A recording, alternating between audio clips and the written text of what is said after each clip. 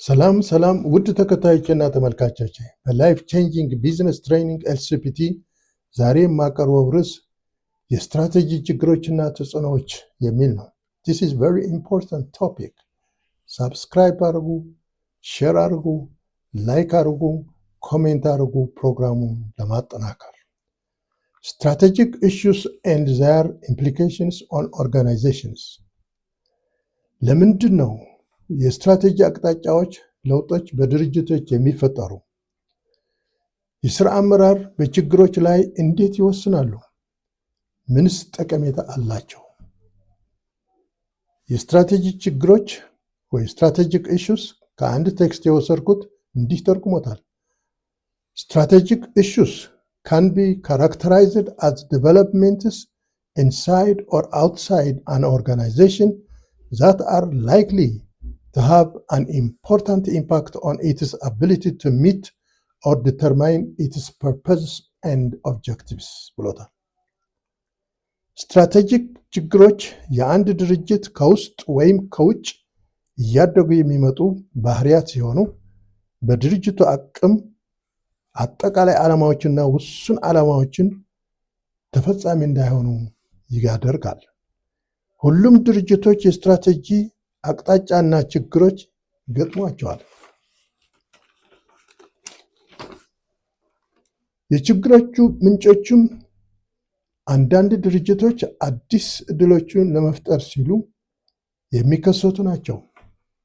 ሌሎች ደግሞ የገጠሟቸውን ጠቃሚ የሆኑ ችግሮችን ለመፍታት በሚሰሩበት ጊዜ ይፈጠራሉ።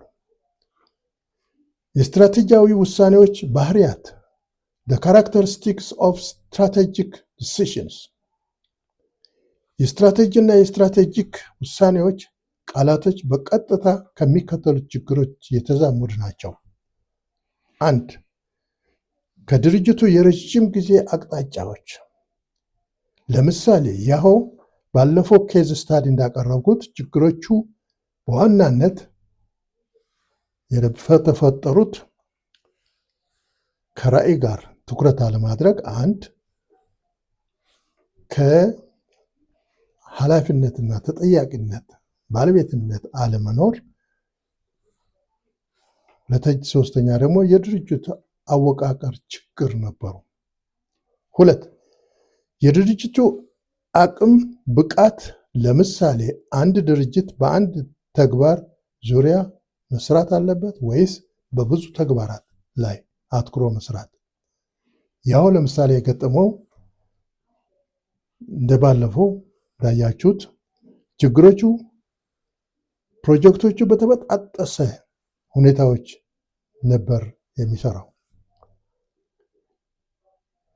በዚህ ያሆ እንደ ኦቾሎኒ ቅቤ የተቀባ ዳቦ ችግሮቹ በተበጣጠሰው ሪሶርስ እና ፕሮጀክቶች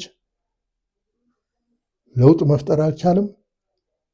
ስለዚህ ለውጥ፣ ስኬትና እድገት ሊፈጠረው የሚችለው ኮር በሆኑ አክቲቪቲስ አትኩሮ መስራት ላይ መሆኑን ይህንን ያስረዳል። 3 በውድድር ላይ ጥቅም መፍጠር አድቫንቴጅ። ያሆ ጥቅሙ ለሚያድጉ እንደ ጎጉል ያሉ አሳልፎ ሰጥተዋል። ጥቅም በተለያየ መንገዶች ማረጋገጥ ይቻላል ወይም በተለያየ ነገሮች ሊፈጠሩ ይችላሉ። ለምሳሌ ስትራቴጂው ጥቅም ከሌሎች ተፎካካሪ ድርጅቶች በጥራት፣ በዋጋ ርካሽነት፣ በፍጥነት የተሻለ አገልግሎት በመስጠት የሚሰራ ከሆነ የተሻለ ጥቅም አለው ማለት ነው። አድቫንቴጅ።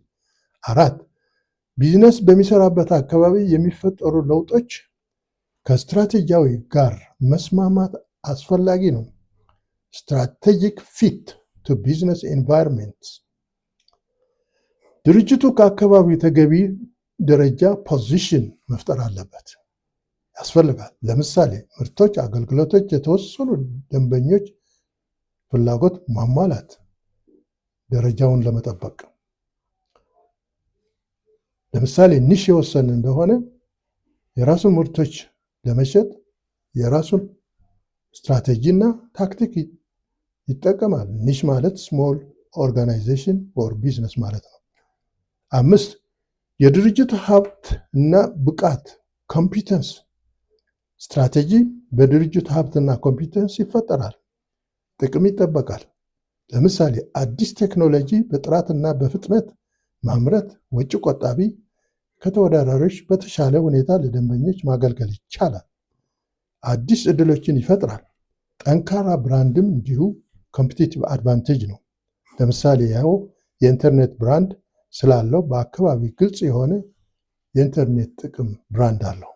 6 በድርጅቱ ውስጥ ሆነ ከድርጅቱ ውጭ ፓወርፉል አክተርስ አሉ። ፖለቲካል አክተርስ የራሳቸው ጥቅም ለማስጠበቅ የሚፈልጉ እነዚህ ግለሰቦች፣ ቡድኖች፣ ሌሎች ድርጅቶች ሊሆኑ ይችላሉ። መሰረታዊ የሆነ ቤዚክ ፕሮብሌም አላቸው። እነዚህ ድርጅቱ በምን መልክ ማደግ እንደሚችል የራሳቸው ፍላጎት አላቸው። ለምሳሌ በኤክስፓንሽን ማደግ የሚፈልግ፣ ሌላው ደግሞ በኮንሶሊዴሽን፣ ሌላው ደግሞ በማርኬት ዲቨሎፕሜንት ይፈልጋል። በዚህ ላይ መሳሳብ ይፈጠራል። ለምሳሌ በያሆ የተፈጠረው በከፍተኛ ደረጃ ያሉት ኃላፊዎች ፕሮጀክቶች እዛም እዚህም በመፍጠር እድገት ይመጣል ብለው ያስባሉ። በተበጣጠሰ ታች ያሉት ደግሞ በመሃል ያሉ ስራ አመራሮች፣ ሰራተኞች፣ ደንበኞች፣ እቃ አቅራቢዎች እና የኢንተርኔት ተጠቃሚዎች ደግሞ በወደፊቱ ያሆ የመወሰን ድርሻ እንዲኖራቸው ይፈልጋሉ። በእነዚህ ቦን ኦፍ ኮንቴንሽን ይፈጠራል። ማለት ቦን ኦፍ ኮንቴንሽን ሁለት ውሻ አንድ አጥንት ይዘው ሲሳሳቡ እንደማለት ነው። ከላይ የገለጽኳቸው የስትራቴጂ ባህሪያት ስትራቴጂ ምን እንደሆነ፣ የስትራቴጂ ችግሮች ምንጮች ቁልጭ አድርጎ ያሳያሉ።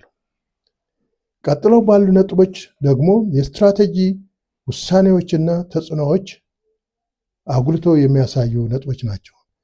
ስትራቴጂያዊ ውሳኔዎች በሚከተሉት ነጥቦች ይገለጻል።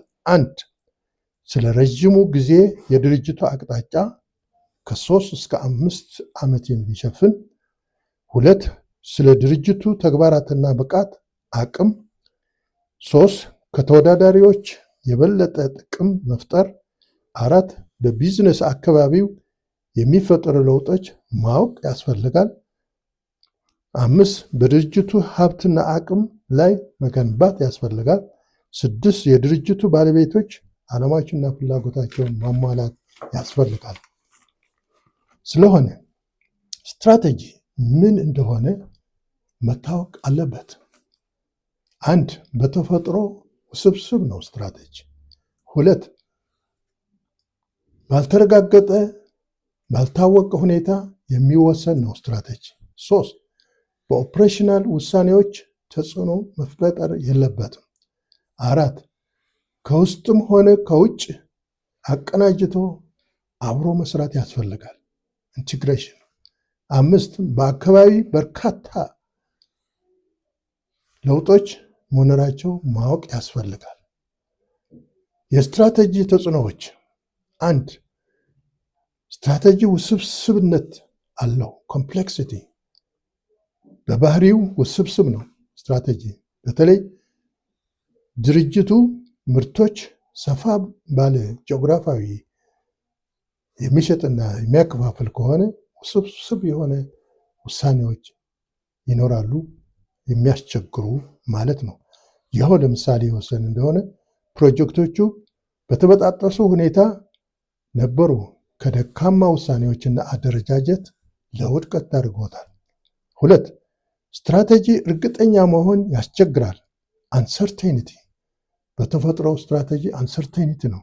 ስትራቴጂ ስለ ወደፊት ትኩረት ስለሚያደርግ ማንም ሰው ደግሞ ስለ ወደፊት የሚፈጠረው ነገር እርግጠኛ መሆን አስቸጋሪ ነው።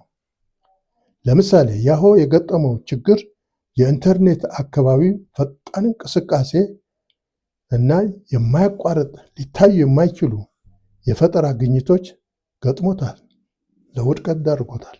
3 ኦፕሬሽናል ውሳኔዎች ከስትራቴጂ ጋር የተገናኙ ማድረግ ያስፈልጋል።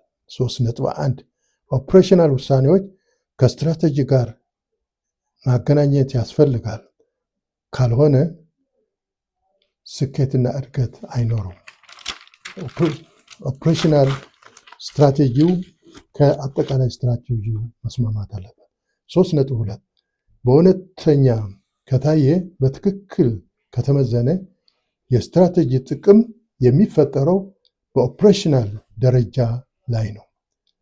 በስትራቴጂ ዝግጅት እዚህ ላይ ያሉ ሰዎች ማሳተፍ፣ ስትራቴጂው አብረው እንዲሰሩ ማድረግ ያስፈልጋል። እድገትም ስኬትም ለማምጣት። 4 ለውጤታማ ስትራቴጂ ፋንክሽናል ኦፕሬሽናል ክፍሎች ምን እንኳ የየራሳቸው ፍላጎትና ፕራዮሪቲ ቢኖራቸውም እነዚህ በአንድ ላይ ተቀናጅቶ መስራት አለባቸው። ለአንድ ራዕይ፣ ለአንድ ዓላማ፣ ለአንድ ተልእኮ አብሮ ማሳካት ያስፈልጋቸዋል። መተባበር አለባቸው። 5 ለውጥ በድርጅቱ መፍጠር የስትራቴጂ አካል ነው። ለውጥ ሁል ጊዜ አስቸጋሪ ነው። ብዙ ባለድርሻ አካላት ይፈሩታል፣ ይቃወሙታል። ከስልጣን መልቀቅ፣ ከሀብት፣ ከስራ መቀነስ ወዘተ ያስከትላል። ለውጥ ግልጽ ካልሆነ ይቃወሙታል። ግልጽ መደረግ አለበት። ከስጋት የመነጨ ነው የሚቃወሙት። 6 ከድርጅቱ ውጭ ያሉ ባለድርሻ አካላት ግንኙነትና ኔትወርክ መፍጠር ወሳኝ ነው። ይሄ የስትራቴጂ አካል መሆን አለበት። ለምሳሌ ከደንበኞች፣ ከዕቃ አቅራቢዎች፣ ከምርት የሚያሰራጩ፣ ከተቆጣጣሪ አካላት ግንኙነት ማድረግ የስትራቴጂ አካል ማድረግ ወሳኝ ነው። አመሰግናለሁ።